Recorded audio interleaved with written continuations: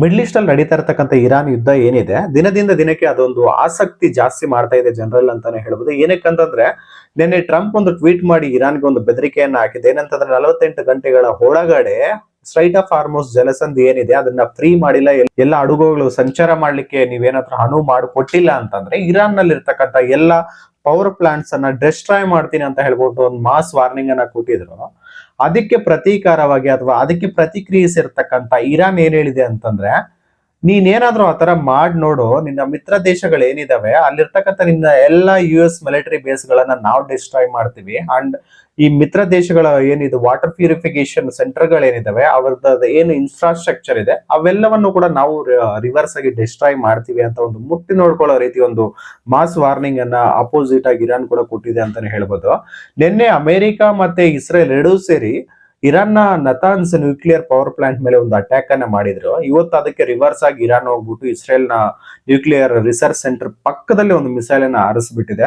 Day by day ಈ ಒಂದು Iran ನ ಪ್ರತಿ ದಾಳಿ ಅನ್ನೋದು ತುಂಬಾ ಜಾಸ್ತಿ ಆಗ್ತಾ ಹೋಗ್ತಿದೆ. ಯಾರು ಕೂಡ ಈ ರೀತಿ ಒಂದು ಪ್ರಿಡಿಕ್ಟ್ ಮಾಡಿರ್ಲಿಲ್ಲ, ಈ ರೀತಿ ಇರಾನ್ ಪ್ರತಿ ದಾಳಿ ಮಾಡುತ್ತೆ ಅಂತ ಹೇಳ್ಬಿಟ್ಟು ಯಾರು ಅನ್ಕೊಂಡೇ ಇರ್ಲಿಲ್ಲ. ಇರಾನ್ ನ ಬಳಿ 4000 ಕಿಲೋಮೀಟರ್ ರೇಂಜ್ ಇರ್ತಕ್ಕಂಥ ಮಿಸೈಲ್ ಇದೆ ಅಂತ ಹೇಳ್ಬಿಟ್ಟು.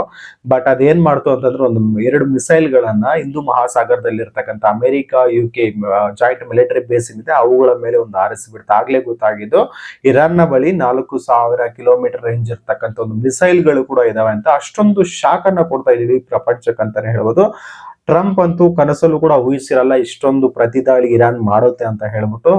ಟ್ರಂಪ್ಗೆ ಈಗ ಒಂದು ದೊಡ್ಡ ತಲೆನೋವಾಗಿ ಪರಿಣಮಿಸಿದೆ ಇರಾನ್ ಅಂತಾನೆ ಹೇಳ್ಬೋದು.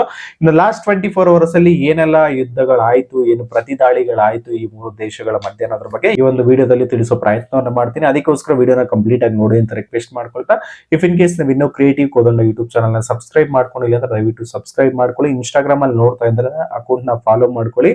ಇನ್ಸ್ಟಾಗ್ರಾಮ್ ಅಲ್ಲಿ ವಿತಿನ್ 3 ಮಿನಿಟ್ಸ್ ವಿಡಿಯೋನ ಇರುತ್ತೆ. ಮೋರ್ ದೆನ್ 3 ಮಿನಿಟ್ಸ್ ಇದ್ರೆ ಅಲ್ಗಾರಿದಮ್ ಜಾಸ್ತಿ ಜನಕ್ಕೆ ರೀಚ್ ಆಗೋದಕ್ಕೆ ಸಪೋರ್ಟ್ ಮಾಡಲ್ಲ.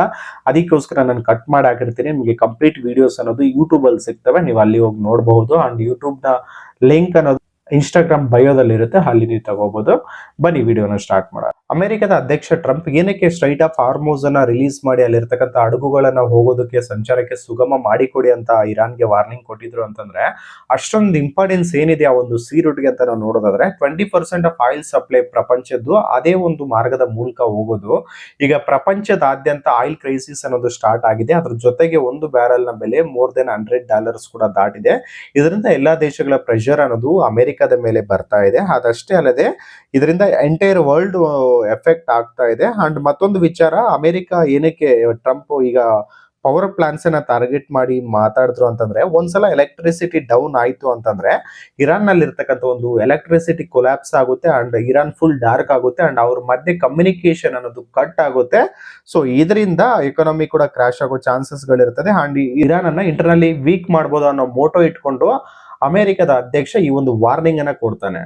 ಟ್ರಂಪ್ ನ ವಾರ್ನಿಂಗ್ ಗೆ ಪ್ರತಿಕ್ರಿಯಿಸಿರ್ತಕ್ಕಂಥ ಇರಾನ್ ಹೇಳಿದೆ, ನಮ್ಮ ಮೇಲೆ ಏನಾದ್ರೂ ಅಟ್ಯಾಕ್ ಆಗಿದೆ ಅಂತಂದ್ರೆ ನಮ್ಮ ಸುತ್ತಮುತ್ತಲಿನ ಕಂಟ್ರೀಸ್ ಏನಿದಾವೆ ಮಿಡ್ಲ್ ಈಸ್ಟ್ ಅಲ್ಲಿ ಅವುಗಳಲ್ಲಿ ಅಮೆರಿಕದ ಮಿಲಿಟರಿ ಬೇಸ್ ಗಳೇನಿದಾವೆ ಸೊ ಅವುಗಳನ್ನ ನಾವು ಡಿಸ್ಟ್ರಾಯ್ ಮಾಡ್ತೀವಿ. ಅದ್ರ ಜೊತೆಗೆ ಅವರ ಮಿತ್ರ ದೇಶಗಳೇನಿದಾವೆ ಅವುಗಳ ಇನ್ಫ್ರಾಸ್ಟ್ರಕ್ಚರ್ ಅನ್ನ ಕೂಡ ನಾವು ಕೆಡರ್ತೀವಿ, ಇರಿವರ್ಸಿಬಲ್ ಡ್ಯಾಮೇಜ್ ಅನ್ನ ಮಾಡ್ತೀವಿ ಅಂತ ಹೇಳ್ಬಿಟ್ಟು ಪ್ರತೀಕಾರದ ವಾರ್ನಿಂಗ್ ಅನ್ನು ಕೂಡ ಇರಾನ್ ಕೊಟ್ಟಿದೆ ಅಮೆರಿಕಾಗ ಅಂತಾನೆ ಹೇಳ್ಬೋದು. ಅವ್ರು ಎದುರು ಜಾಯಮಾನ್ಯನ ಎಲ್ಲ ನೀವೇನ್ ಮಾಡಿದ್ರೆ ಅದಕ್ಕೆ ಅಪೋಸಿಟ್ ಆಗಿ ನಾವು ಮಾಡ್ತೀವಿ ಅನ್ನೋ ರೀತಿ IRGC ವಾರ್ನಿಂಗ್ ಅನ್ನ ಅಮೆರಿಕಾಗೆ ಕೊಟ್ಟಿದೆ.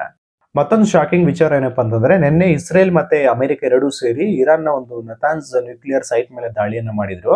ಅದಕ್ಕೆ ಪ್ರತೀಕಾರವಾಗಿ ಇವತ್ತು ಇರಾನ್ ಏನ್ ಮಾಡಿದೆ ಅಂತಂದ್ರೆ, ತನ್ನ ಮಿಸೈಲ್ ಗಳನ್ನ ಹಾರಿಸಿ ಇಸ್ರೇಲ್ ನ ಒಂದು ನ್ಯೂಕ್ಲಿಯರ್ ರಿಸರ್ಚ್ ಸೆಂಟರ್ ನ ಬಳಿ ಆ ಒಂದು ಮಿಸೈಲ್ ಅನ್ನ ಹಾರಿಸಿಬಿಟ್ಟಿದೆ ಅಂತಾನೆ ಹೇಳ್ಬೋದು. ಇಸ್ರೇಲ್ ನ ಒಂದು ಏರ್ ಡಿಫೆನ್ಸ್ ಸಿಸ್ಟಮ್ ಅನ್ನ ದಾಟ್ಕೊಂಡು ಹೋಗಿ ಅಲ್ಲಿ ಹಿಟ್ ಆಗಿದೆ. ಅಂಡ್ ಕೆಲವೊಬ್ಬರಿಗೆ ಅಲ್ಲಿ ನಾಗರಿಕರಿಗೆ ಗಾಯಗಳಾಗಿರೋದ್ರ ಬಗ್ಗೆ ಕೂಡ ಮತ್ತೆ ಕೆಲವೊಂದು ಮೀಡಿಯಾಗಳಲ್ಲಿ ಸಾವು ನೋವುಗಳ ಬಗ್ಗೆ ಕೂಡ ವರದಿ ಆಗಿದೆ. ಅಂಡ್ ಇಸ್ರೇಲ್ ನ ಪ್ರಧಾನಿ ನೆತನ್ಯಾಹು ಅವರು ಅಲ್ಲಿ ಸ್ಪಾಟ್ಗೆ ಹೋಗ್ಬಿಟ್ಟು ಯಾರಿಗೂ ಯಾವುದೇ ರೀತಿಯಾದ ಒಂದು ಸಾವು ನೋವು ಅನ್ನೋದು ಸಂಭವಿಸಿಲ್ಲ. 2 ಬಿಲ್ಡಿಂಗ್ ಗಳ ಮಧ್ಯೆ ಇದು ಬಂದು ಬಿದ್ದಿದೆ ಅಂತ ಅವರು ಕೆಲವೊಂದು ರಿಪೋರ್ಟ್ ಅನ್ನ ಕೊಟ್ಟಿರೋದ್ರ ಬಗ್ಗೆ ಕೂಡ ವರದಿಗಳು ಬರ್ತಾ ಇದೆ. ಈ ದಾಳಿಗೆ ಪ್ರತೀಕಾರವಾಗಿ ಇಸ್ರೇಲ್ ಕೂಡ ಒಂದು ಏರ್ ಸ್ಟ್ರೈಕ್ ಅನ್ನ ಟೆಹರಾನ್ ಮೇಲೆ ಮಾಡಿದೆ. ಅಂಡ್ ಲೆಬನಾನ್ ಮೇಲೆ ಕೂಡ ಮಿಸೈಲ್ ಗಳನ್ನ ಹಾರಿಸಿಬಿಟ್ಟಿದೆ ಅಂತಾನೆ ಹೇಳ್ಬೋದು. ಈ ಒಂದು ನ್ಯೂಕ್ಲಿಯರ್ ಸೈಟ್ ಮೇಲೆ ದಾಳಿಯನ್ನ ಮಾಡಿದ ಮೇಲೆ ಇರಾನ್ ಅನ್ನೋದು.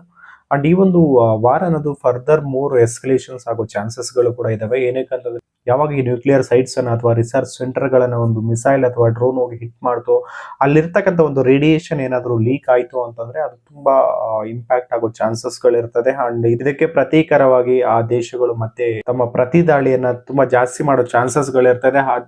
ಅದು ಮುಂದುವರಿತು ಅಂತಂದ್ರೆ ಈ ಒಂದು ಯುದ್ಧ ಅನ್ನೋದು ಫುಲ್ ಸ್ಕೇಲ್ ವಾರ್ ಆಗೋ ಚಾನ್ಸಸ್ ಇರ್ತದೆ. ಅಂಡ್ ಈಗಾಗಲೇ ಈ ಒಂದು ಯುದ್ಧದಿಂದ ಇಡೀ ಪ್ರಪಂಚ ಇಂಪ್ಯಾಕ್ಟ್ ಅನ್ನು ಅನುಭವಿಸ್ತಾ ಇದೆ. ಅದಷ್ಟೇ ಅಲ್ಲದೆ ನಮ್ಮ ಭಾರತದಲ್ಲೂ ತುಂಬಾ ಗ್ಯಾಸ್ ಶಾರ್ಟೇಜ್ ಆಗಿರೋದಾಗಿರ್ಬೋದು, ಮತ್ತೆ ಒಂದು ಎಕನಾಮಿ ವೀಕ್ ಆಗಿರೋದಾಗಿರ್ಬೋದು, ಈ ರೀತಿ ತುಂಬಾ ಇಂಪ್ಯಾಕ್ಟ್ ಗಳಾಗ್ತಾ ಇದೆ ಭಾರತದ ಮೇಲೆ. ಅದೇ ರೀತಿ ಭಾರತ ಒಂದೇ ಅಲ್ಲ, ಇಡೀ ಪ್ರಪಂಚದ ಸುಮಾರಷ್ಟು ದೇಶಗಳ ಮೇಲೆ ಕೂಡ ಆಗ್ತಾ ಇದೆ. ಅಂಡ್ ಇದು ಒಂದು ಫುಲ್ ಸ್ಕೇಲ್ ವಾರ್ ಆಗಿ ಕನ್ವರ್ಟ್ ಆಯ್ತು ಅಂತಂದ್ರೆ ಅದು ತುಂಬಾ ಕಷ್ಟ ಆಗೋದಿದೆ. ಇಡೀ ವರ್ಲ್ಡ್ ಎಕಾನಮಿನೇ ಕೊಲ್ಯಾಪ್ಸ್ ಆಗೋ ಚಾನ್ಸಸ್ ಇರುತ್ತೆ ಅಥವಾ ಕ್ರೈಸಿಸ್ ಬರೋ ಚಾನ್ಸಸ್ ಇರ್ತದೆ.